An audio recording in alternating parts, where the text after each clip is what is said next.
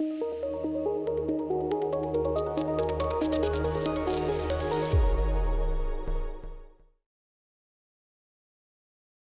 a quick intro of who Pearl is. Pearl is popularly known as the Yonsei of tech policy, and I'm sure that from the word Yonsei, you are very much aware that that is an indication of someone who is a huge fan of Beyonce, and this is because of the fact that Pearl believes in two things, which are standing out from the crowd and also running the world.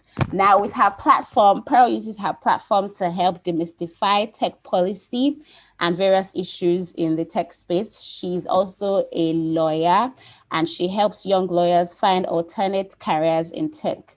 She's also very, very, very helpful in assisting young professionals secure the bag by corporate stalking, in quotes, that is cold emailing. Pearl helps young professionals connect with other professionals in the tech policy. She's also involved in AI ethics and responsible innovation. She showcases innovation in various ways by helping people connect to various career opportunities across Africa.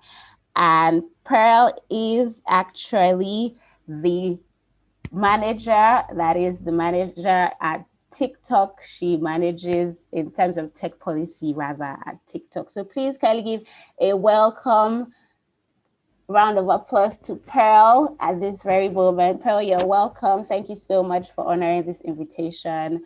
You're welcome, you're welcome, you're welcome. So you have the floor now. Hi, everyone. Thank you so much for taking the time this Saturday to attend this webinar. So as Tomiwa, so can you all see my screen? Just checking. You can just put in the chat box. Anyone can see my screen? All right, cool. So yes, so welcome to, I like to call this demystifying tech policy. So I know there are a lot of areas in tech, and people are really excited about those different areas, which we're going to talk about very soon. But I chose to talk about tech policy because that is the space that I'm in, and tech policy is very new. It's something most people haven't heard of. And so before I begin this conversation, I just want to get people's opinions about the various areas in tech that they knew of. So just put in the chat box real quickly, what are the various types of what are various areas in tech that you know of or that you're very interested in joining or just being a part of? So just put in the chat box, let me see.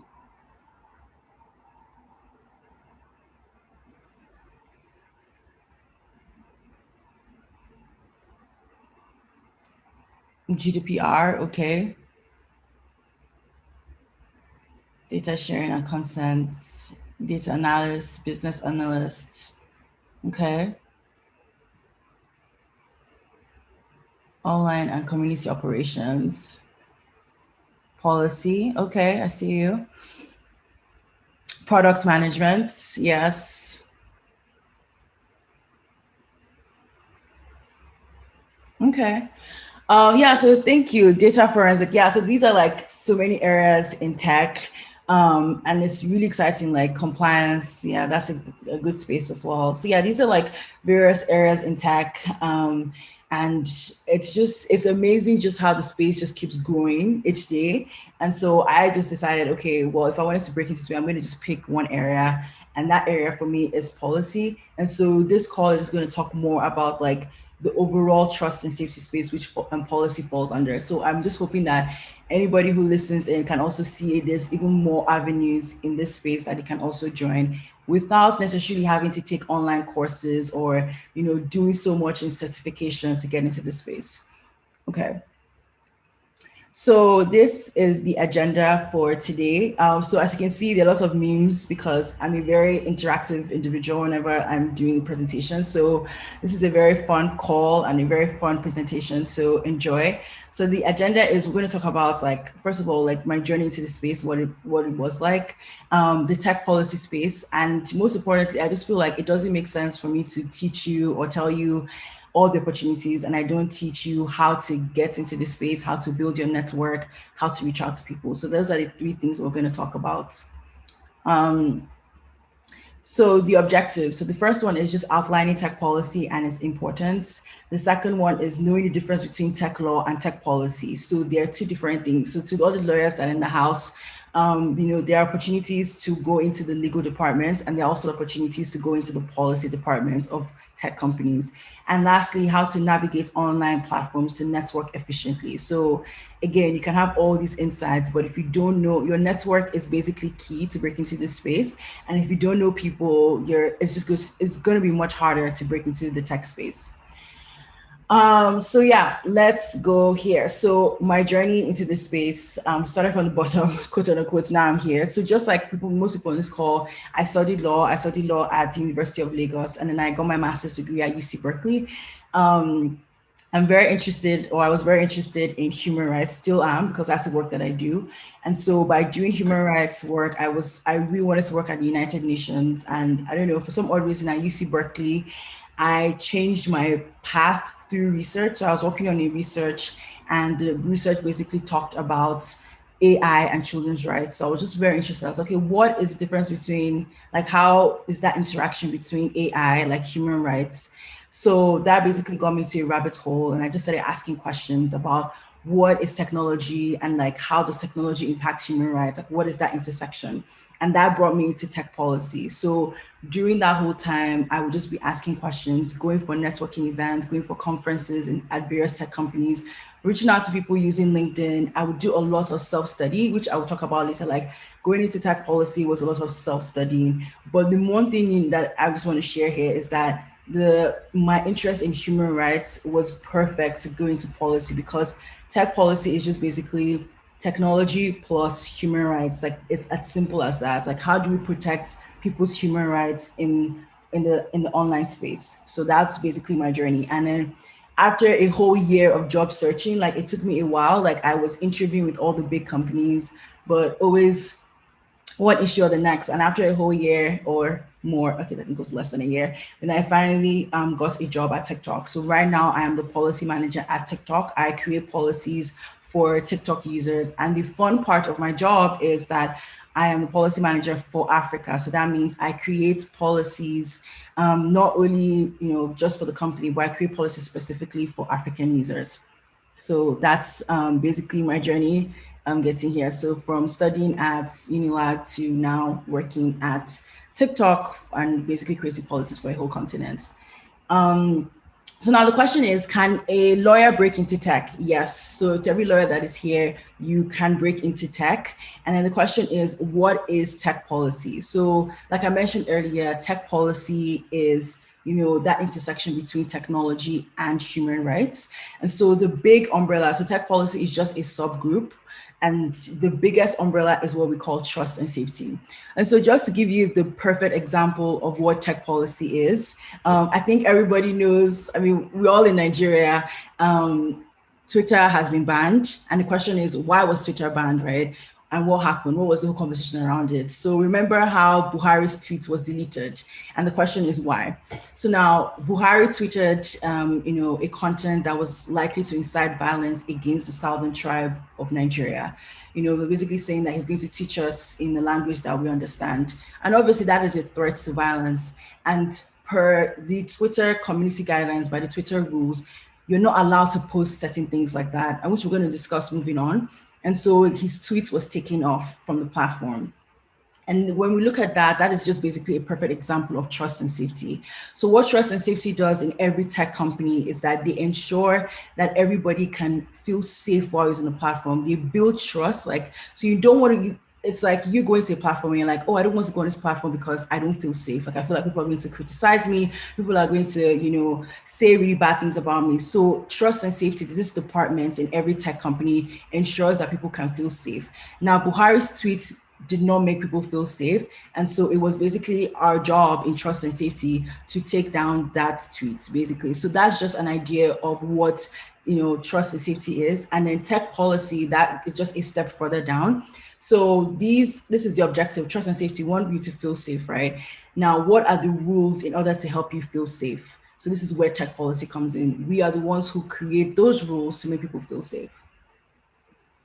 So these are the various areas in trust and safety that if you're interested in, so I'm going to run through them. And if some of them sound exciting to you, then, let me know after this call, and, we can also work to figure out how we can break into this space. So now the first one is content policy. Now, content policy are, these are the team or team members who are responsible for drafting content policies. They are the ones who say, this is what you can post, this is what you cannot post. So as you can see, this picture in the middle is the exact rule that Buhari broke that got his tweets deleted. So these rules on Twitter, we are the ones that drafted. The content policy team drafts those rules and says, we prohibit you from inciting behaviors that targets individuals or groups belonging to protected categories. So these rules are the ones who draft them. What are protected categories? So based on people's races, based on their gender, based on their tribe, based on their religion, you cannot target them. So you cannot say, oh, Muslims are bad people, or Black people are, XYZ. You can't say those kind of things. And when you do say it, there will be repercussions. So content policy is in charge of that. And now we also have,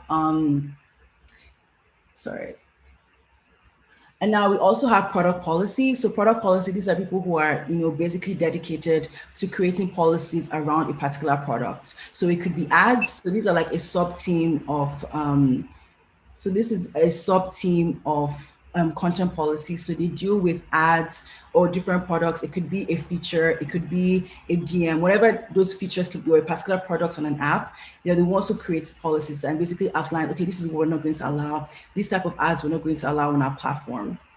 So that's two areas. Now, another area is data science. So a lot of people talk about data, oh, I want to do analytics. But guess what? There's actually a space in trust and safety for you to apply this data knowledge. So now how this goes about is, again, we already created these rules. Okay, you can't post XYZ, right? But then obviously everybody's smart. People have ways of gaming the system to post things that are not necessarily supposed to be on the platform.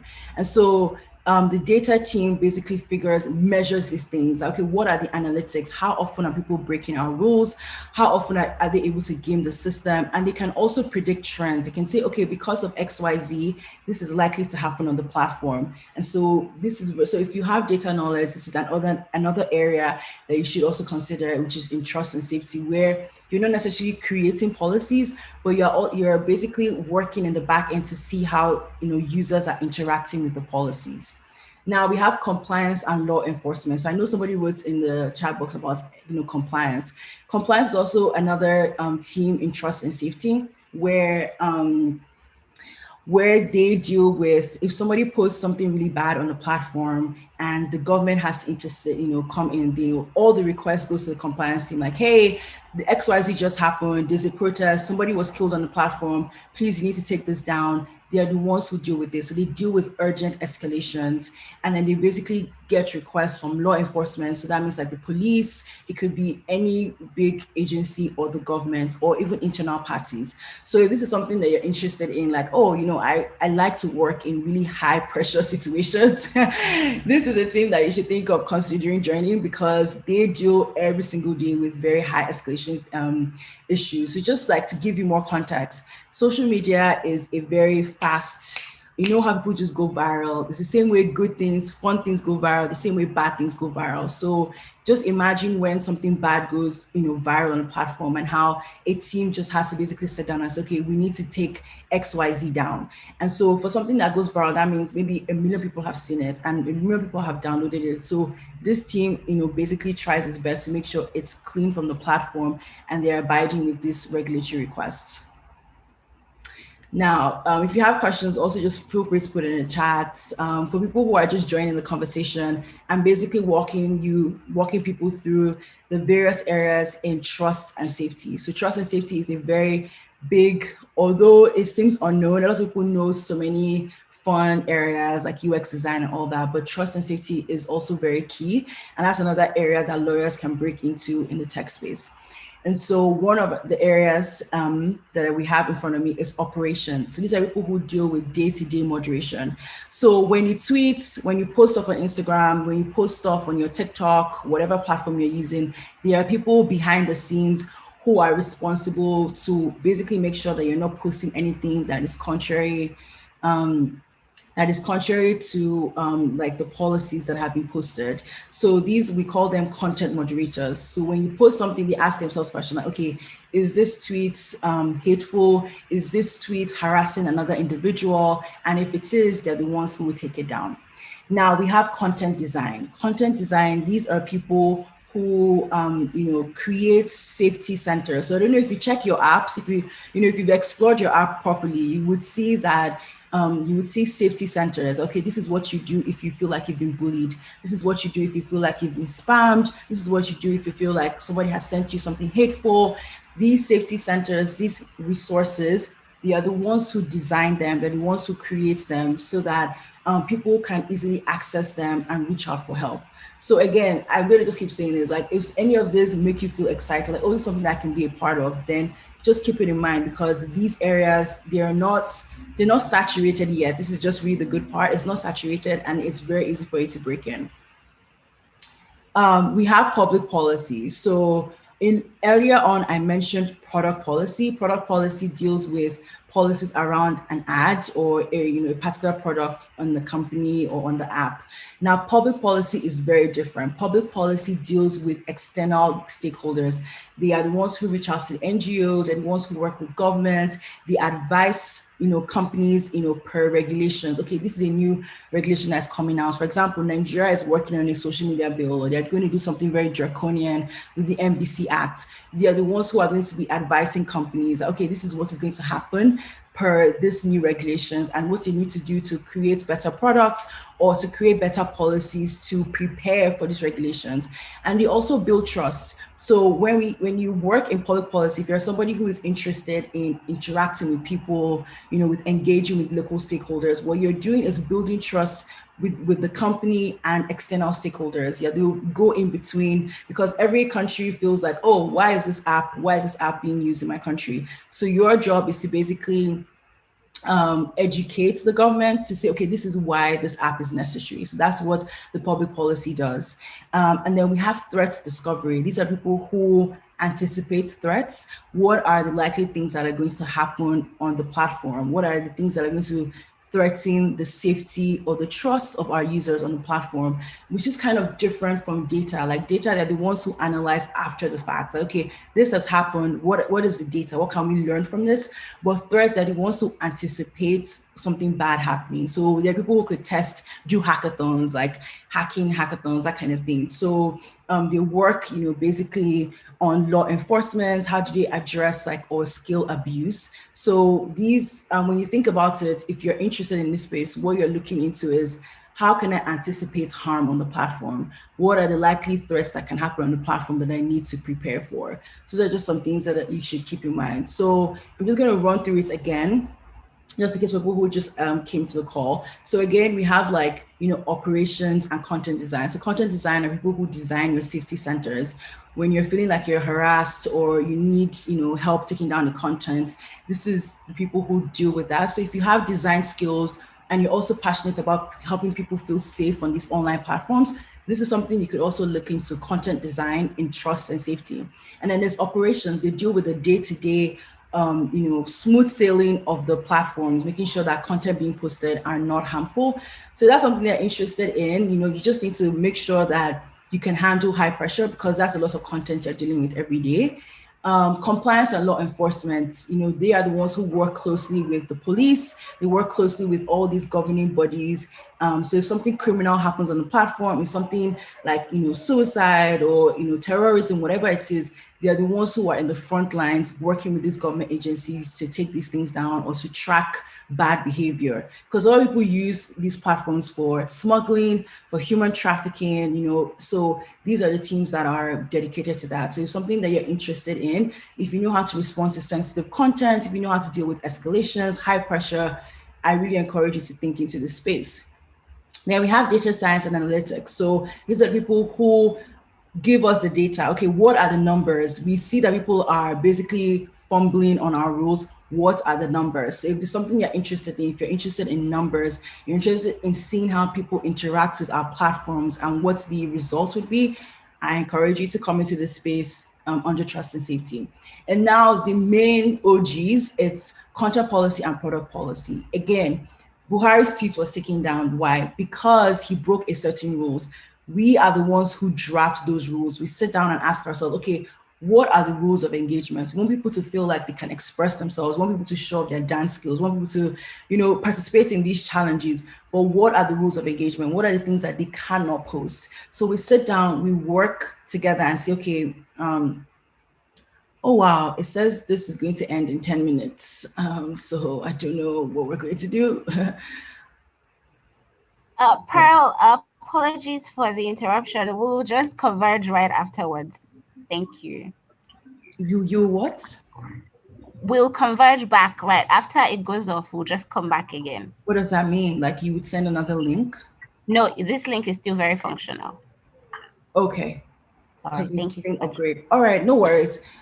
So we have content policy, and then what that means is we will be in charge of basically drafting these policies on the platform. So these are the various areas in trust and safety. So these are what those roles look like online. So we've heard about, okay, I've explained all these roles, but this is what you should be looking out for if you're searching for a job online. So names like data science, issue product policy associates,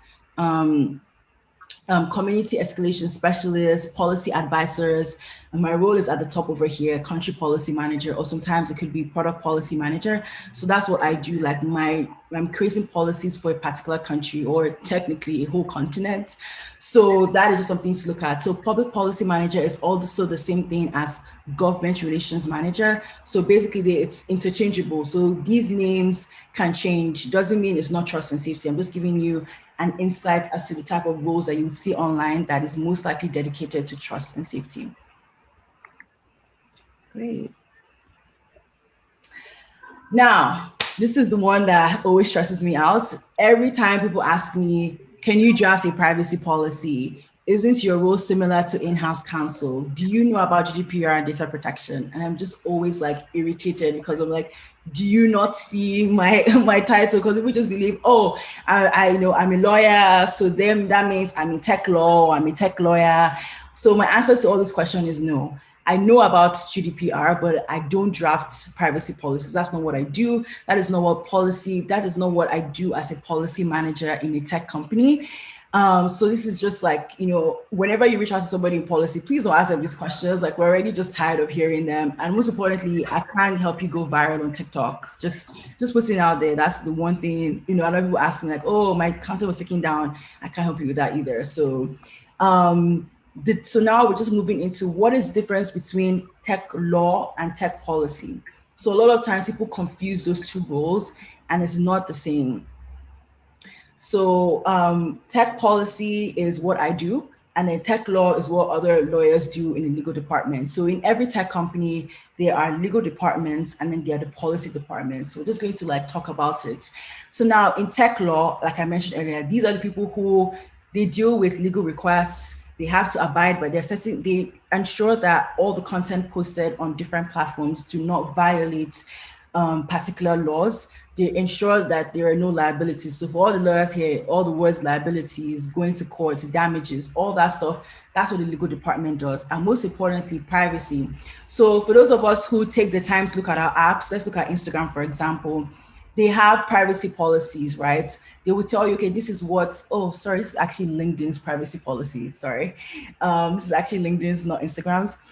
So they will tell you, okay, this is what we're going to use your data for. When you sign up to our platform, we're going to use your name, your date of birth, your address, whatever it is. This is what we're going to use your data for. And the people who draft it are lawyers, not policy. So I don't draft privacy policies. So I'll just give you an example. There are a host of other things that lawyers do in these tech companies, but the one thing that they do is, and the one thing they deal with is privacy. Like privacy is a huge thing. And also people talk about it, data protection, all that stuff. This is what lawyers do. And then for us on the policy side, we draft the community guidelines. So for those of you who have taken the time to read those community guidelines, these are the rules of engagement where it tells you, you can't post this, you can't say this, basically, as you can see in the Instagram picture, it says, We want Instagram to continue to be a safe place for inspiration and expression. So our community guidelines set out our policies for what we do and what we do not allow on Instagram in order to achieve this. So basically, that is just what's what we do as policy managers. We want you to feel safe. We want you to feel like, okay, Instagram is a place where you can inspire, where you feel inspired, for you to feel like you can create. But then these rules are things that you can't not do on Instagram. You can't post XYZ on the platform. While privacy policy is just telling you this is what we're going to use your data for. So those are the two different things. So just as you can see in this meme, I cannot draft a privacy policy, but I can gladly draft a community guideline. Like I can do that for you. I can sit and say, okay, this is what your community guideline should look like, right? So if you're thinking of going into a startup company, let's say somebody's trying to do a startup and they say, oh, hey, I need you to join my company to do XYZ. You want to set those parameters like, hey, I'm a lawyer and I can draft a privacy policy, or I'm a lawyer, but I want to draft your community guidelines, your rules of engagement. So there are two different things. Sometimes people can do both, but in very big companies, there are different teams that do these two things separately and independently. Okay, so just like a quick break, I mean, just so that I can drink water. So I guess the question is like, how are you enjoying the slides so far? I hope you're finding this interesting. And if you are, like, be sure to tag me and just like let me know how it's going while I just drink water. So if you do have questions, like please put it in the chat and then we'll continue as well. I thought I would get to the end of like this countdown, let's say remaining meeting time, but I guess I spoke too fast because I was just hoping I would use this time to just take a break and then maybe we come back, but it's all good. Okay, so let me know how, like, do you have any questions so far? If I'm just going to make this engaging, but so far, what area of trust and safety have you found the most exciting? Just like by talking, just by talking about it. So just put in the chat box, what area of trust and safety have you found like pretty exciting that is something that you'd want to know more about? You can just put it in the chat or you can unmute yourself. Either one works.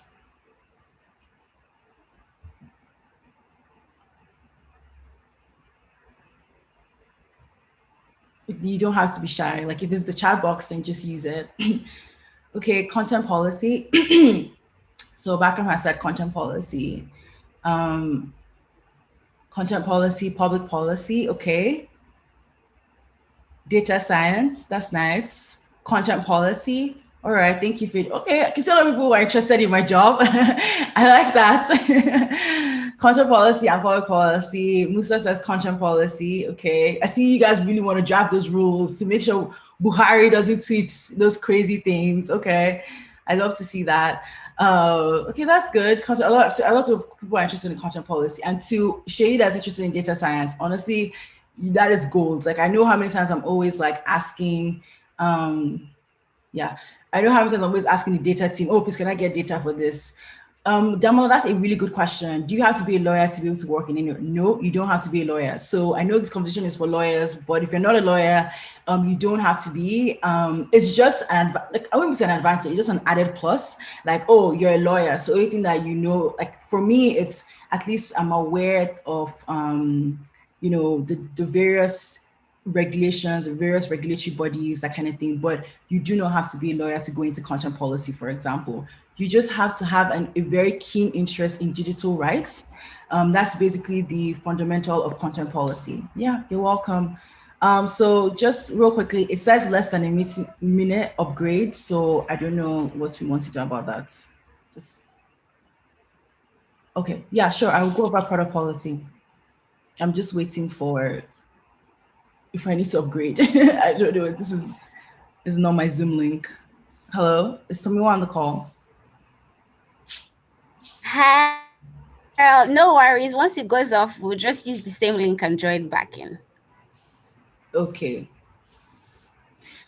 All right. Thank you. So I don't want to mispronounce your name, but you asked me to go over the product policy, so I will. Product policy is a sub under content policy. So there are different products on like various platforms, like features, there are ads. Just think of every platform that you use and how they all interact. Like their lists on Twitter, their DMs, their ads that you see, all those things. These are people who would outline what can be done or what can be used on those type of products. So when it comes to ads, oh my God. So when it comes to ads, it just talks about, okay, what are the types of ads that you're allowed to post on the platform, right? There's some things that people would post, like, basically trying to mimic human trafficking. It will not be allowed, right? So that's what product policy does. It's very, very, very similar to content policy. The only difference is that it's just a step down because they just deal with different products. All right. So I've kind of like walked through the various opportunities in breaking into tech as a lawyer. And I was going to just like mention real quickly how to break into the space, what you need to do to build your network. So yeah, that's just what I want to discuss right now. So it's one thing to have various insights about, what tech policy is about, or trust and safety, or even any other role in tech that you're interested in. But the truth is, it's really about who you know. And yes, just to what I mentioned, you don't need a law degree to break into these spaces, but you do need to know people in the space. Um, so that's just something we're just going to talk about right now. So for people who have attended my Secure the Bag, I'm always talking about like the mindset. Like before you think about going into the space, you just need to understand, okay, what, is, have a sense of self. What are your interests? Where do your interests lie? Like, what are the requirements for these type of jobs? Understand the market. So when you're going into this space, you need to understand the market that you're trying to break into. Sacrifice your ego. Sometimes people just get very entitled when they reach out to people. They feel they need to be answered to, and trust your guts. Like if you're interested in something, if you know something's going to work out for you, then by all means go ahead and do it. And then leveraging your experience. So whatever experience that you have right now, whatever law opportunities that you've taken on, whatever thing you can do, try to hone it and then use that experience to break into the space that you're trying to get into. And then obviously just have to keep your energy up. Like, you can't bog yourself down by insecurities or, oh, I'm not sure if I can break into this space. So that's just usually the mindset that I always try to tell people when they're trying to reach out to people. Now, what are the type of platforms to use when you're trying to reach out to people? So we talked about all the various opportunities that you can use to break the various opportunities in tech when it comes to trust and safety. But in order to find these people in trust and safety, you need to use this type of platforms like, emails. Twitter is also a very good way. Like people, there are lots of professionals that use Twitter to just kind of like share insight. Or I'm sorry, if you can just all please mute yourself, that would be great. So people also use Twitter, and you can send people DMs, and then most importantly, LinkedIn. So I'm just going to walk you through how to use these various platforms to find, trust and safety professionals, or to find people in your niche in tech. Then how to find people using emails. Basically, honestly, it's as simple as their first name, their last name sometimes, and the company that they work for. So if somebody works at Google, for example, you can just say, let's say my name is Pearl and my last name is Wizigwe. It's most likely going to be pearlwizigwe@google.com. It's that simple. And then there are lots of like email sites where you can use, and then these type of sites help you find their email addresses, and you can send an email to them, just basically introducing yourself and talking about your interest in a particular area that they're part, like they're in. So I'm going to talk about that later. Twitter platforms, like how do you find people on Twitter? I think it's fairly easy when you just do a Google search. So you just have to search for the person's name. Like, okay, this person works at XYZ or Facebook. What are those companies? You can just search for them, and it will definitely like take you to their Twitter, and you just click on it. And then what I usually do is I check the profile picture just to be sure that, some people have similar names. We all have namesakes. Check their profile picture, check their bio, to be sure that, people always put their job position like, oh, product at Flutterwave or legal at XYZ company. So you definitely want to check for that. And then follow and read their previous tweets. I always like to talk to people who have done their research. And another way to do your research is just knowing about people's interests. And people always tweet about their interests all the time. I think Twitter and every social media platform, if you just, it's like an extended encyclopedia about anybody. So you want to take your time to go through these type of, people's profiles to know more about them. Then, this is just like a perfect example of how I got a job, like an interview on the policy team at Twitter. So basically just reaching out to the vice president of Twitter, using Twitter basically. And then I just kind of like, did what I had to do. I asked her about a particular job, and it turns out that the job was still open. And then basically through it all, like I got a message from a recruiter saying, hey, the vice president sent us a DM and we want to interview you for this job. So it's really that, I won't say simple, but if you basically find the right people, these people can really help you to land a job in tech. So you definitely don't want to miss up on the opportunity by using Twitter. Like applying to jobs is so 2005. So you definitely want to start utilizing the social media that you're using to bant and to whatever it is that you use social media to do. You want to use it to also create opportunities for yourself.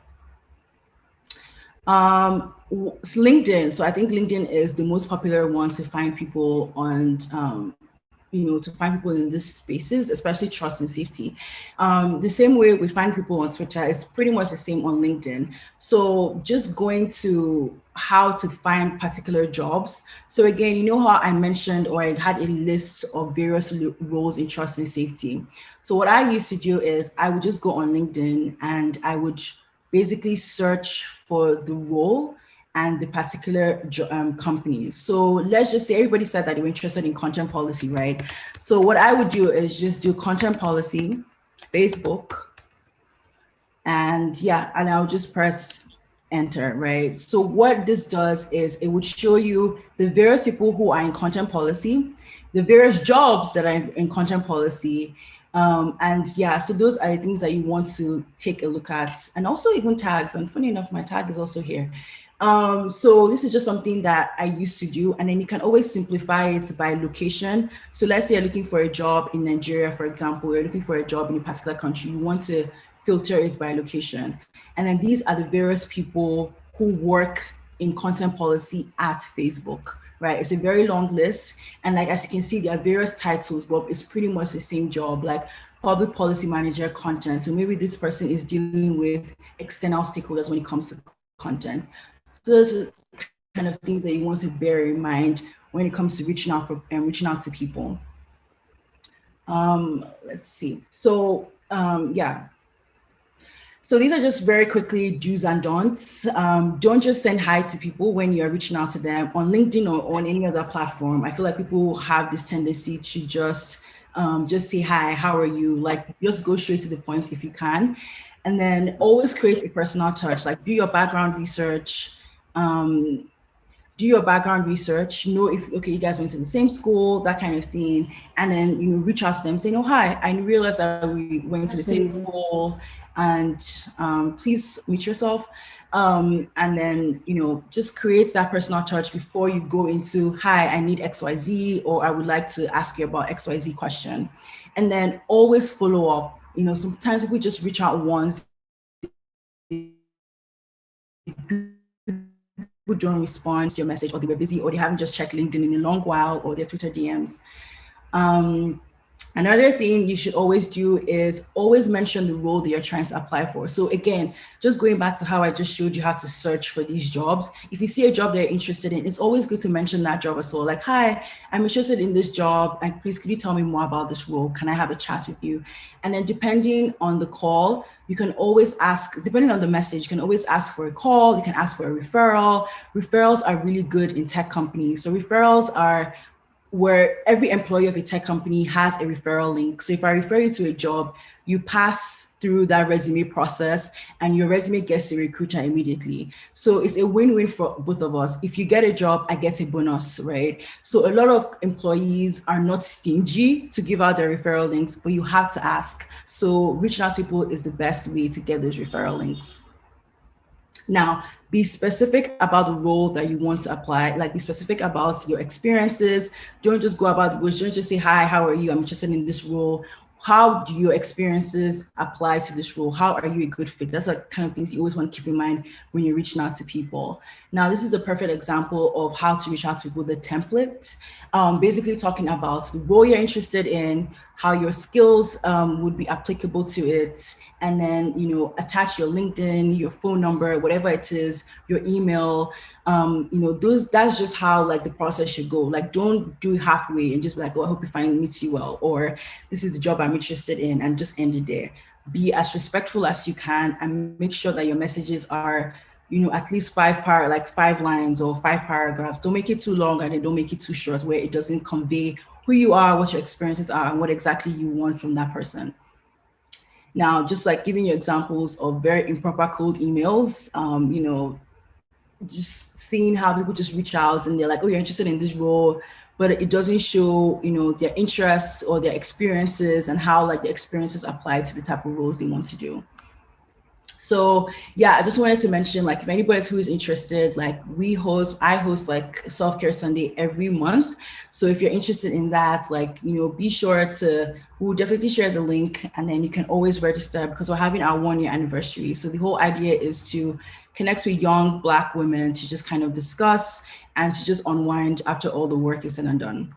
Now, we've come to the end of today's session. So I just want to summarize all the things that have been said. So in the beginning, for those people who weren't here in the beginning, we kind of spoke about the various opportunities that are in trust and safety. So there are lots of fun roles and popular roles in tech, but one of the roles is trust and safety. It's very important because we are the ones who protect people on the platforms. We're the ones who create the rules of engagement, what you can post, what you cannot post on these types of platforms. And there are various opportunities ranging from content policy to public policy, they deal with stakeholders. Content policy drafts the rules. We have people who are in data science. So these are people who look at how often people break our rules. Like, what is the data behind it? Like, how many times are people breaking these rules? We have people who deal with law enforcement and compliance. These are people who work with regulatory bodies. They are the ones who work with the police. So if somebody tweets something that is maybe likely to be human trafficking, for example, they're the ones who would work with the government to track them down and to either penalize them or arrest them, whatever it is. There's also threats and like threat and discovery. Like, you have to be very proactive to find out, okay, what is a threat that can come to the platform? Well, how do we prevent it in the long run? And then there's content design. So if you're somebody who is interested in designing, there are people who create designs to help people feel safe on the platform. So they are the ones who will tell you, okay, this is our safety center. If you feel like you're being harassed, if you feel like you're being bullied, please click on this link or click on this resource. So there are people who create these designs and put it up on the platform. And then there's public policy.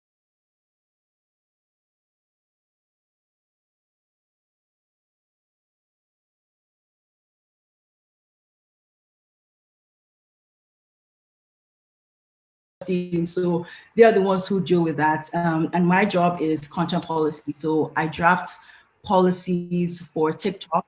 Um, Agile policies for TikTok, and is basically dedicated to the African market. So the whole question is, how are African users using the platform? What are the type of content that we're seeing, and how can we help them feel safe and trust the platform every day? So that is like my job, and you don't need a law degree to break into many of these spaces. You just have to show a particular interest. You need to understand the market that you're getting into, ask relevant questions, reach out to people, and then yeah, you just never know. You might just find somebody who would connect you to the job that you need to get into. And yeah, the tech law is very different from tech policy. Again, tech lawyers are the people who work in the legal departments. They're the ones who go through legal requests, they prevent liabilities for companies, and most importantly, they're the ones who deal with data protection and privacy. While tech policy, we're the ones who draft community guidelines, we're the ones who create the rules of engagement to use the platform. So those are the differences. Now, corporate stalking. If you're trying to find people after all is said and done, there are available platforms like LinkedIn, Twitter, email. You can, make sure your cold emails are very succinct, and then you won't get it right in the first time. I just want to put it out there. Like, sometimes you would reach out and you won't get a response, and that's okay. You just have to be patient with yourself and try again. And then always be your biggest cheerleader. Like, if there's one thing that I did during the time searching for a job, it's always just, cheering myself on, using these platforms talk about my interests. Like always use this type of platforms to talk about your interests. If you're interested in cybersecurity, content policy, do your research, showcase what you know. Like it's not until you get the job that you now say, okay, now I have a job, I'm going to showcase what I know. Before you get the job, use this platform to talk about these things, go online, find there's so many different resources which I will share now. One of the resources that will be super helpful, sorry, like my screen is very big. One of the resources that are super helpful is trust and safety professionals. So trust and safety professional association is a big organization that basically talks about the different spaces in trust and safety. So when you go on this site, they have newsletters, they have case studies, they have different things you can do to explore the trust and safety space. And this is just one of many. And when you become more knowledgeable about it, I advise you to share those knowledge with people. So this is how you build your reputation, and then use those experiences to reach out to people and basically ask for a job, making sure that your experiences are like tailored to the job they are trying to apply to. So that's just something to keep in mind. And in terms of finding a job, again, like the search that I mentioned, these are the different types of jobs that exist in trust and safety. So from crisis response specialists to associate manager, legal policy inspector, to threat fusion, to policy enforcement, to ad policy. So this is something that looks like product policy. This is a data related role. This is a content related role. This is a law enforcement related role. And this is another product policy. So you can see how they have different titles. You can see how they have different titles, but it's still all under trust and safety, right? So that's just something you want to keep in mind when you are applying to jobs. And yeah, with that, if you have questions, which we're going to talk about soon, please put in the chat box, or you can unmute yourself, and I'm happy to answer it. Thank you so much, Pearl. That was super power packed. Thank you, Pearl. So we have a few questions in the chat box. Sure. The first question I can see here is from Fejiru. She says, "Can content policy and product policy work hand in hand? Can content policy and product policy work hand in hand?" That's from Fejiru. Yeah, thank you, Phaedra. Yes, that's a good question. We do work hand in hand. To be honest, like again, that's why if you were in the earlier call, content, product policy is just a step down from content policy. And I won't say step down, it's just, sorry, this is siren in the background. So yeah, product policy is the features on the platform. So what usually happens is if there's a feature that has been released on the platform before it goes live, we usually work with the product team and they will ask us questions. Okay, what do you think would be a potential risk for this feature? What are the types of policies that we need to align? So yes, every now and then we do collaborate to make sure that whatever product that is being posted on the platform basically abide by the guidelines that we have. So whatever product policy drafts, it can't be too far off from the overall community guidelines that I mentioned earlier. So we have really big general community guidelines. So whatever product policy drafts, it can't be too far off. So that's why we usually collaborate. I hope that answers the question, Pedro.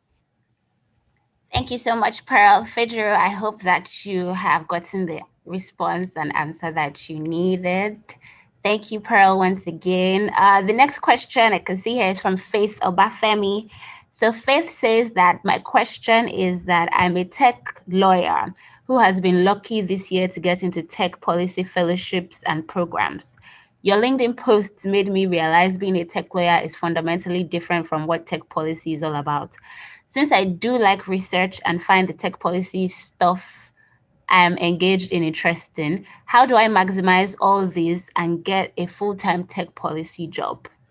Yeah. That's a good question. And congratulations, Faith, once again to your fellowship. I would say that now that you're in the tech policy fellowship, which is by the way, where fellowship is very prestigious. The first thing I would say is, excuse me, find an area in tech policy that you're interested in. I think a lot of people are really interested in content policy because it deals mainly with social media, like mostly platforms. I don't want to say social media because that just restricts it, but platforms where people engage, where people where people engage, where people interact. So I would say find a niche in tech policy, use this fellowship to understand, okay, what are the various areas in tech policy, and find the most interesting. When you do find that, then start finding people in that space.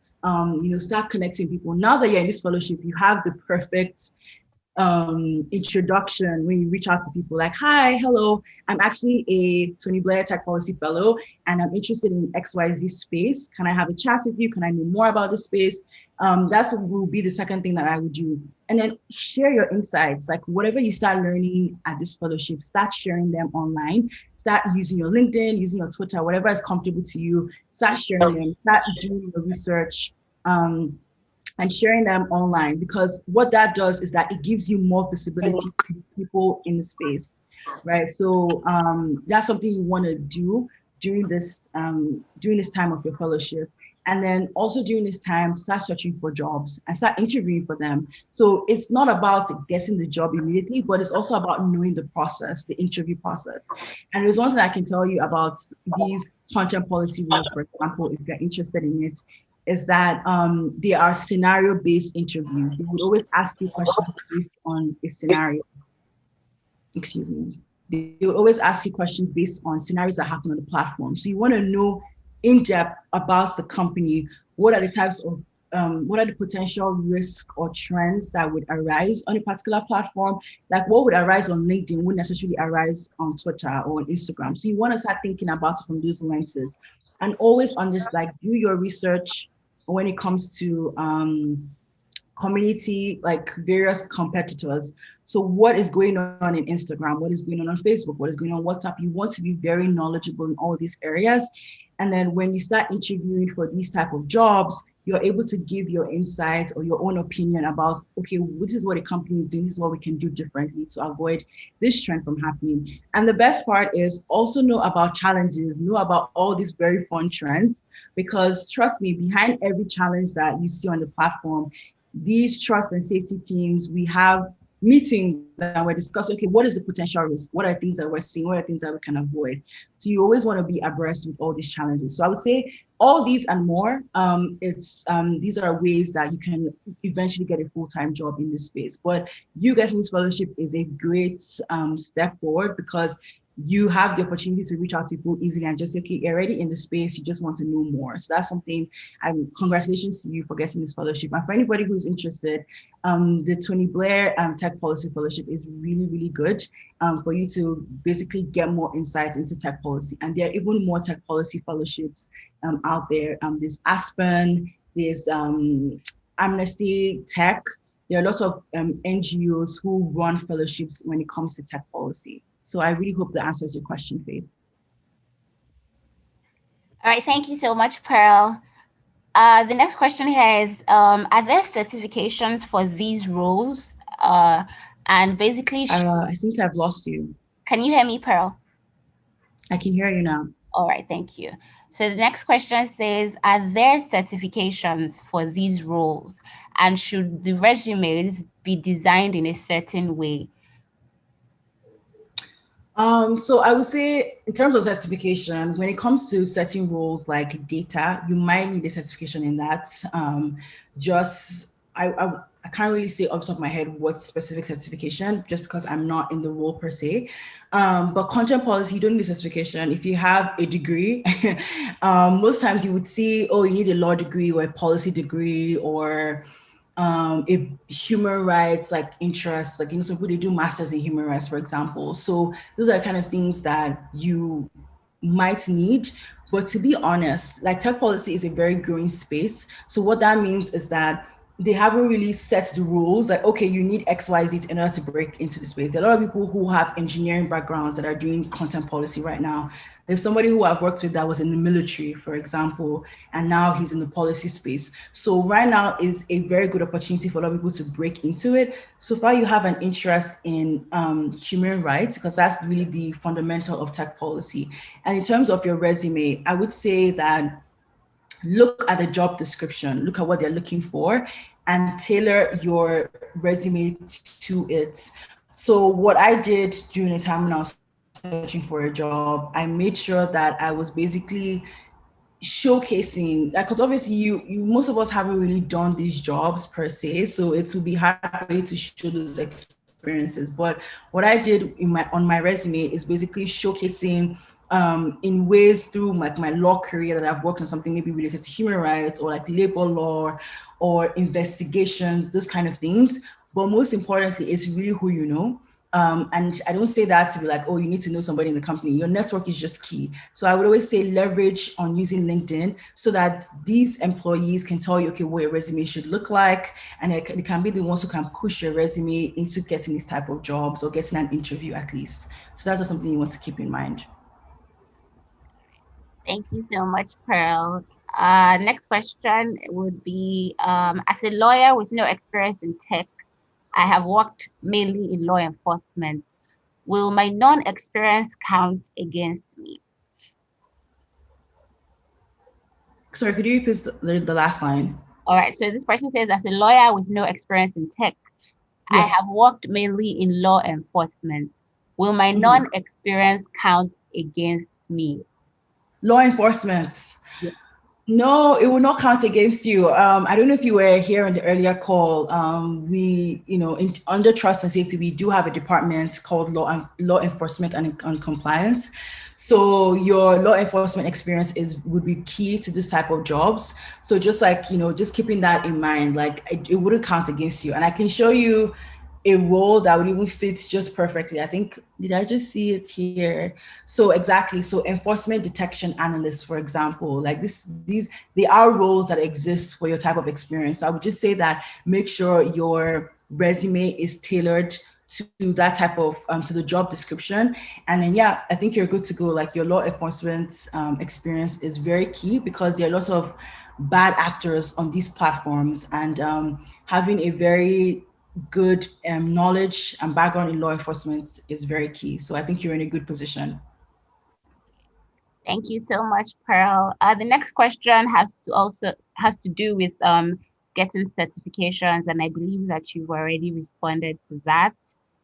So yes, looking at the chat box, I can't see any further questions. So please, if you have any more questions for Pearl, you can raise your hand to speak or just put it in the chat box. If you have any questions you would like to ask.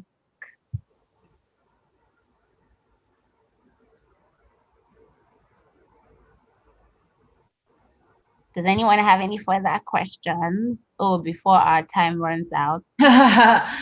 Yeah.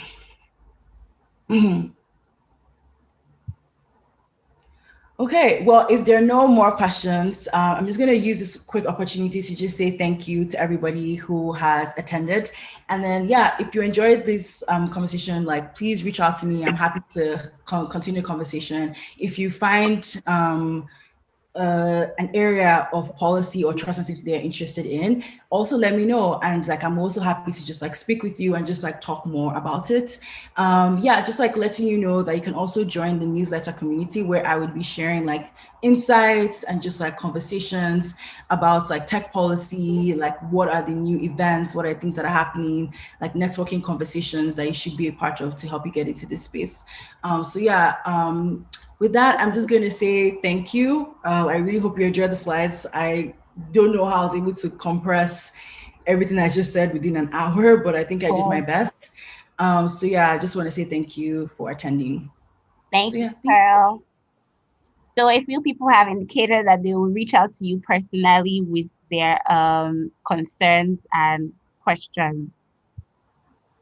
Oh, yeah, sure.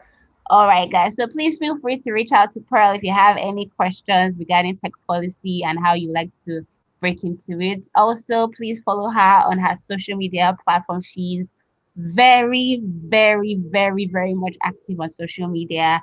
On Instagram, just find out in the search box, look for Queen Pearl, Beyonce of Tech Policy on LinkedIn as well. She's very, very much active there. And you can also check out her Twitter account as well.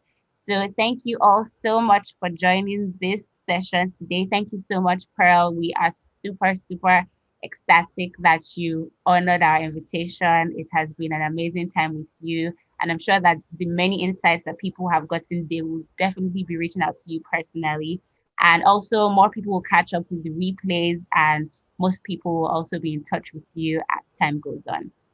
So, Yeah. No. thank you so Sorry. much. Oh, Pearl, do you have something? Yeah. No, I was just gonna say thank you. No, nothing. I was just gonna say thank you. All right, so thank you so, so much. Yes, everyone, I wish you all a pleasant afternoon from Nigeria, West African time zone. And yes, if you have any further questions, like we've mentioned before, you can reach out to us or also reach out to Pearl as well. Thank you all so much. Thank you once again, Pearl. Please give Pearl a round of applause in the chat box. She has done amazingly well for us. Thank you so much once again, Pearl. Thank So, you. bye, everyone. Thank you for joining in. Take care.